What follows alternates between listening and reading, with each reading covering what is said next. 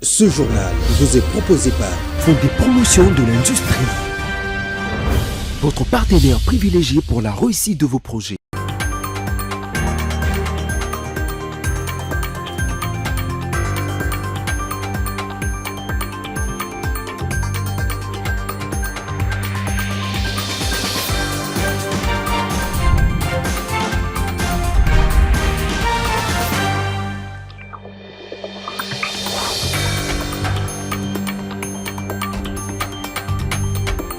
Il s'appelle Josué Kaniki Kasongo, ce jeune homme qui a tué sa mère à Kisenso avant de manger une partie de sa chair. Il a été condamné à mort par le tribunal de grande instance de Kinshasa-Matete au cours d'une audience foraine. Le principal discours des officiels rwandais qui est assis sur l'instrumentalisation d'une communauté, c'est une thèse soutenue par le porte-parole du gouvernement lors d'une conférence à Ottawa. Patrick Mouyaya estime que les FDLR ne sont rien d'autre que des Rwandais qui doivent rentrer au Rwanda. Mesdames et messieurs, bonsoir et bienvenue dans cette édition du journal. C'est une histoire qui fait froid au dos. Un jeune homme a tué sa mère avant de découper son corps et en manger une partie pour garder une autre dans le congélateur avant d'être arrêté quelques jours plus tard. Le procès en audience foraine a eu lieu hier au tribunal des grandes instances de Kinshasa-Matete qui a donc condamné à mort Josué Kaniki Kasongo puisque c'est de lui qu'il s'agit pour meurtre et anthropophagie. L'accusé a été reconnu coupable d'avoir tué sa mère à Kisenso dans la commune du même nom avant de conserver une partie de sa chair en vue de la consommer. Par ailleurs, le tribunal a également ordonné l'arrestation immédiate du condamné ainsi que le paiement de la somme de $50 000 à la partie civile à titre de dommages-intérêts pour tout préjudice subi.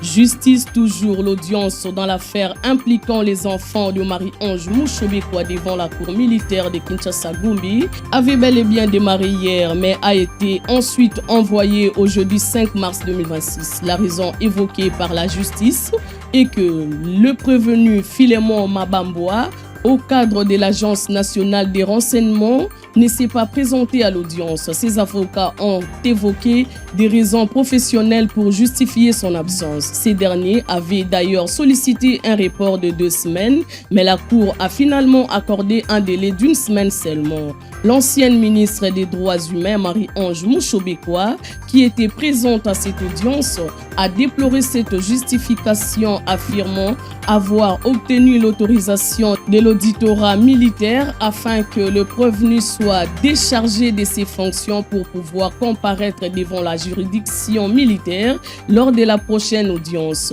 On se rappelle que Marie-Ange Mouchobekwa avait accusé ce cadre de l'ANR d'avoir ordonné l'enlèvement de la torture de ses 2 enfants mineurs la nuit du 21 décembre 2025 dans son résidence privée.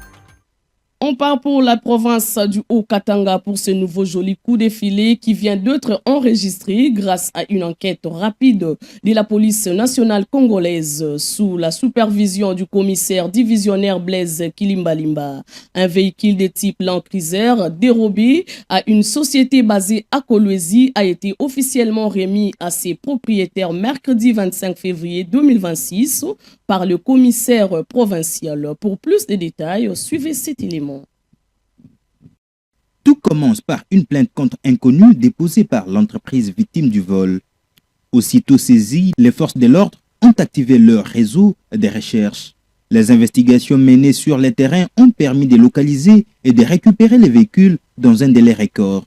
Selon les premiers éléments de l'enquête, le présumé auteur du vol ne serait pas un inconnu pour la société. Il s'agirait de l'ancien chef des charrois automobiles de l'entreprise. Un conflit persistant entre cet ancien employé et la direction de la firme serait à l'origine de cet acte de représailles.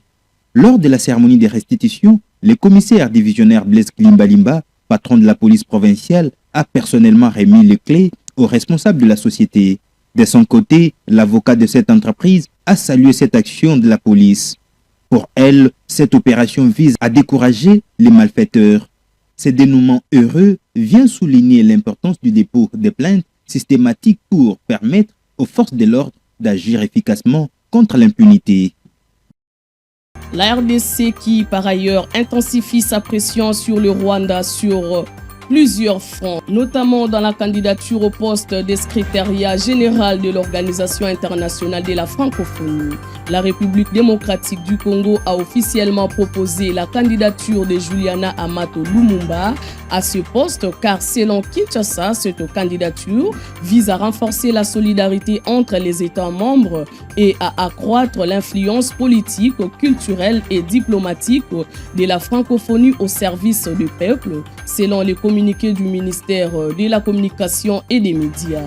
Selon le porte-parole du gouvernement qui a demandé le soutien du Canada à cette candidature de la RDC, le parcours de la fille de tout premier ministre de la RDC en dit long sur ses compétences. Son patronyme renforce sa crédibilité et son expérience lui confère l'aura nécessaire pour porter le projet congolais à la tête de l'OIF. Pour l'instant, aucune précision n'a encore été donnée sur les calendriers électoraux au sein de l'OIF ni sur les autres candidats en lice.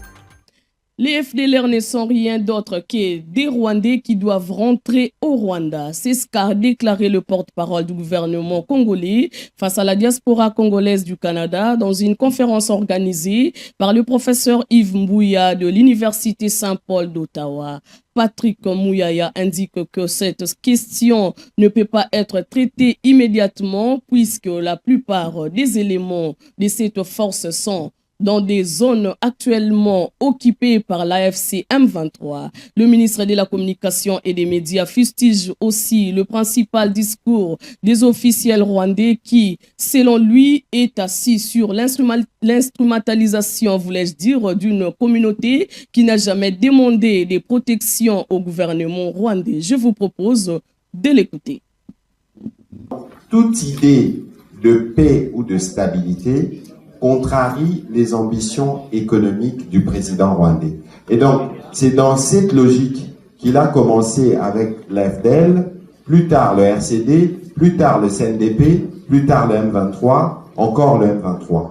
Et donc, le narratif qui est porté par les Rwandais est un narratif qui est assis sur des prétextes qui ne se vérifient pas, ou sur, on verra sur la question par exemple de discours de haine, sur une instrumentalisation d'une communauté qui n'a jamais demandé d'aucune manière au gouvernement rwandais d'intervenir pour sa protection. Donc sur la question des FDLR, ce qu'il faut retenir, c'est que c'est des Rwandais qui doivent rentrer au Rwanda et que c'est des forces qui ne représentent pas des menaces à la sécurité du Rwanda. Et nous, comme République démocratique du Congo, nous avons pris l'engagement, y compris on vous a distribué les accords de Washington, de traiter cette question parce que c'est une question des forces qui se trouvent sur notre territoire. Mais on ne peut pas traiter cette question durablement pour les résidus qui restent tant que les troupes rwandaises sont sur notre sol parce que pour la plupart, ils sont dans la partie du territoire occupée par les forces rwandaises. Entre-temps, les évêques membres de la conférence épiscopale nationale du Congo s'engagent à œuvrer pour l'avènement d'une paix durable dans l'Est de la RDC. Dans son discours clôturant la 63e assemblée plénière, le président de la SANCO, Monseigneur Fulgence Muteba, a indiqué que leurs prières ont notamment été dirigées vers les populations se trouvant dans des zones en conflit. On l'écoute. Une fois encore, notre attention a été fixée sur la situation sociopolitique de notre pays. Tant de défis s'imposent à nous sur plusieurs plans, sociopolitiques, socio-économiques, sécuritaires et humanitaires, ainsi que sur le plan des droits humains. Face à ces défis de taille qui menacent la cohésion nationale et l'intégrité du territoire national, nous nous sommes invités à rester vigilants et à continuer, sous la mouvance de l'Esprit Saint, à œuvrer pour l'avènement d'une paix durable dans notre pays et dans la sous-région des Grands Lacs. Mus par cette sollicitude pastorale à l'égard du peuple congolais, confiée à notre charge pastorale, nous avons prié pour tous nos frères et toutes nos sœurs, particulièrement ceux et celles qui sont dans les zones sinistrées par les affres de la guerre et de l'activisme des groupes armés locaux et étrangers. L'Institut national de santé publique, en collaboration avec son centre des opérations d'urgence de santé publique, a récemment donné le coup d'envoi à Tchikapa d'une revue après action de 4 jours relative à la riposte à la 16e épidémie de la maladie à virus Ebola. La cérémonie d'ouverture a été présidée par le docteur Romain Mouboyaï, directeur des cabinets du ministre de la Santé publique. Ce moment a également vu la participation de nombreux partenaires techniques et financiers ainsi que du gouverneur de la province Crispin Mukendi et du directeur général adjoint de l'Institut national de santé publique Mukeni Badibanga. Je vous propose d'écouter tout à tour le directeur des cabinets du ministre de la Santé publique et le directeur général adjoint de l'Institut national de santé publique au micro de La Fontaine Kabana. Et dans les 48 heures par la loi Imani, ils vont devoir aussi prendre en charge une partie des informations qui m'ont été transmises parce qu'il y a des buts d'avance qui étaient arrivés. J'invite moi aussi tous les participants à prendre part de manière active, ouverte et constructive à ces travaux, car la qualité de vos échanges, la rigueur de vos analyses et la pertinence de vos recommandations détermineront notre capacité collective à mieux prévenir, détecter et répondre aux futures urgences de santé publique. La riposte à cette 16e épidémie a démontré une fois de plus que l'existence d'un CUSP fonctionnel, structuré et interconnecté constitue un pilier fondamental de la sécurité sanitaire nationale. Elle a également démontré que l'investissement dans la préparation, la formation continue des ressources humaines et le renforcement d'un système de surveillance reste un levier essentiel de la sécurité sanitaire nationale. C'est précisément l'essence de cette revue, après action. Offrir un cadre structuré, inclusif et préparatif pour analyser notre réponse, capitaliser les bonnes pratiques et tirer les engagements nécessaires afin de renforcer durablement avec notre système de santé et améliorer l'efficacité de nos interventions futures face aux urgences sanitaires.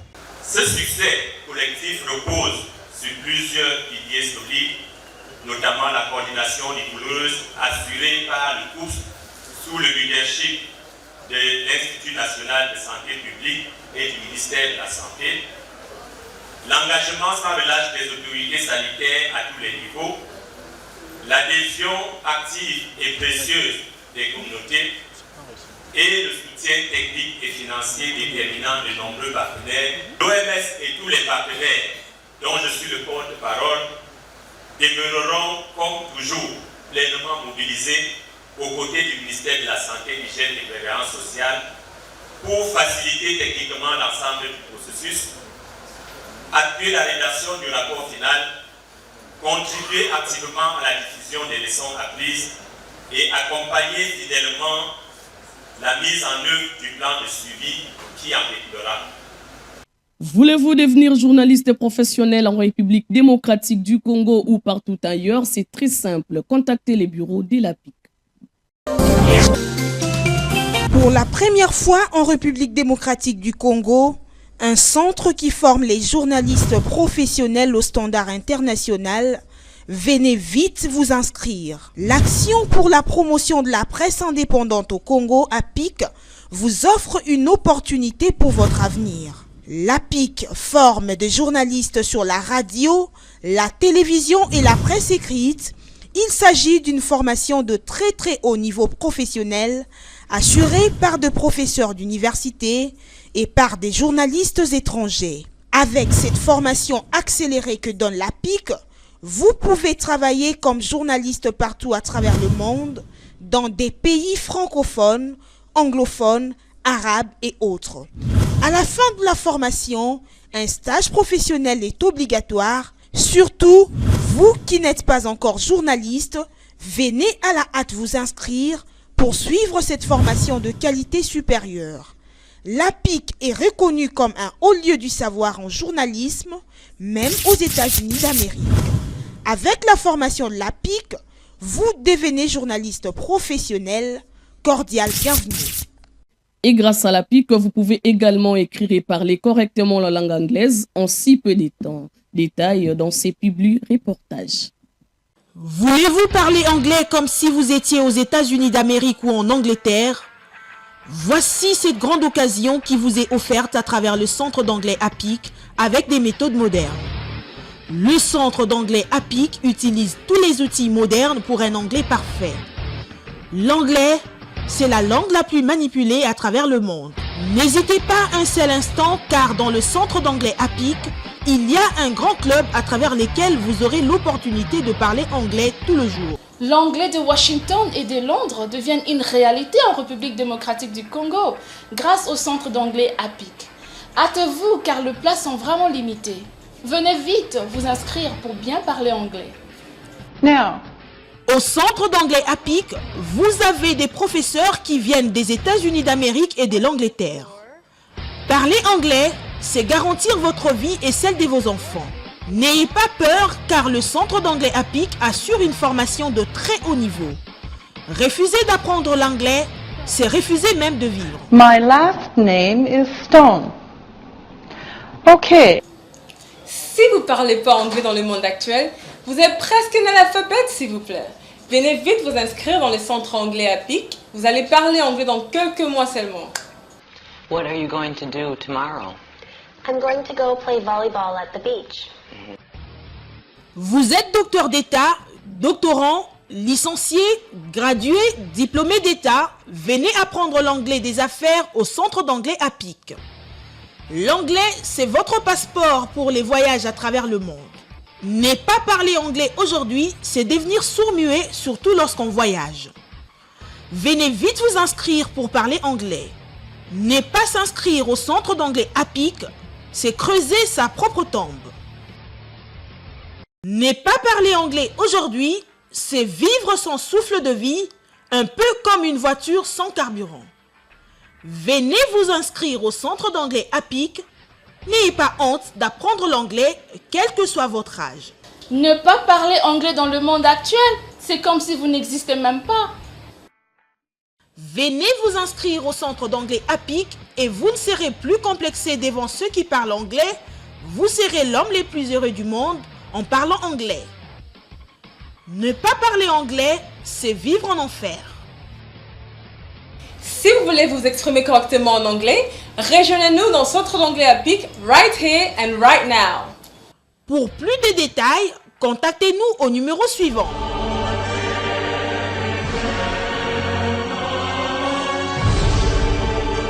Cordial bienvenue au Centre d'anglais APIC.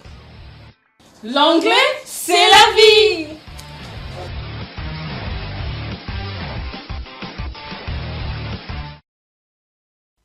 Fin de ce journal, tout de suite les rappels des titres. Il s'appelle Josué Kaniki Kasongo, ce jeune homme qui a tué sa mère à Kisenso avant de manger une partie de sa chair. Il a été condamné à mort par le tribunal des grandes instances de Kinshasa-Matete au cours d'une audience foraine.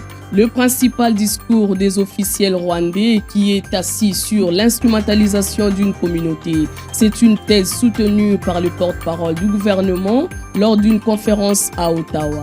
Patrick Mouyaya estime que les FDLR ne sont rien d'autre que des Rwandais qui doivent rentrer au Rwanda.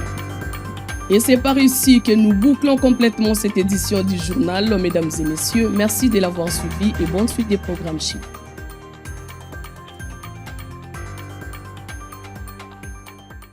Ce journal vous a été proposé par Fonds de promotion de l'industrie. Votre partenaire privilégié pour la réussite de vos projets.